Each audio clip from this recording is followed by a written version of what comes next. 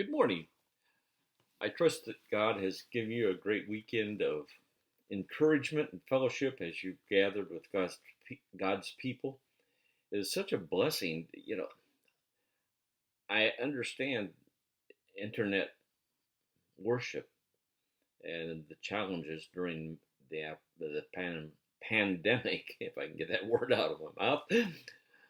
But there's nothing like being able to sit near a brother or a sister and worship the Lord together and listen to his word proclaimed.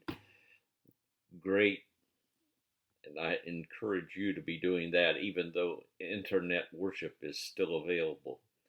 But I want to start our week this morning with this great passage that is listed there with our week objectives from 1 Thessalonians.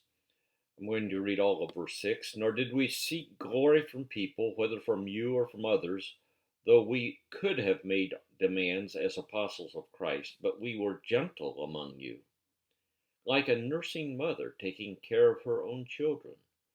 So, being affectionately desirous of you, we were ready to share with you not only the gospel of God, but also our own selves, because you had become very dear to us.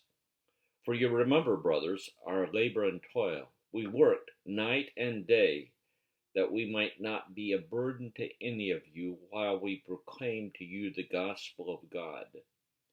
You are witnesses, and God also, how holy and righteous and blameless was our conduct toward you believers. For you know how, like a father with his children, we exhorted each one of you and encouraged you and charged you to walk in a manner worthy of God, who calls you into his own kingdom and glory. Wow, what a model to be a ministry leader the Apostle Paul gives to us.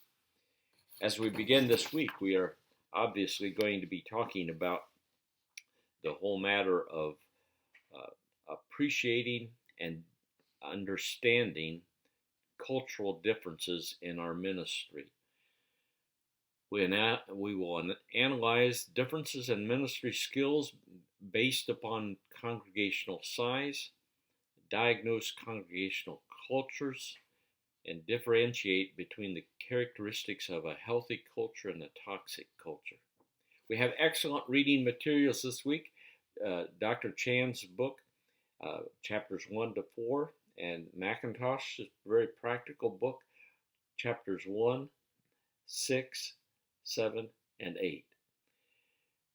I can say a lot about both of those, but I like Macintosh's. It's an imaginary thing. He's taken out of his wealth of experiences and questions he's gotten, and he sets up this fictitious young pastor who's talking to Pastor Answer Man.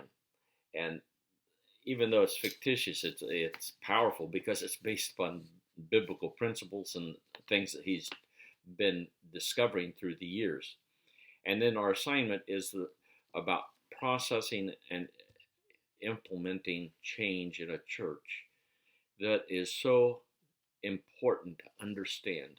And we're talking about a small church, less than 200 people, in comparison to a church of 201 to 400. Use Macintosh's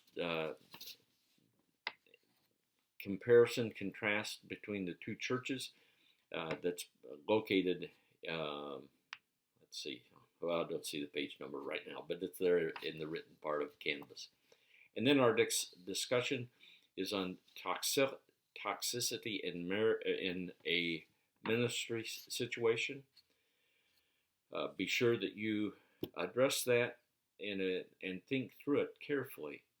It's easy to shake the finger at somebody, but how can we be instruments of peace as a gentle mom nursing her baby and as a dad encouraging and exhorting? Let's not make it just damning about some ministry setting, but let's look for what God wants to do in us through that difficult circumstance and through us to be better servants of Christ. God bless you. You have a wonderful week. Always feel free to get in touch with me.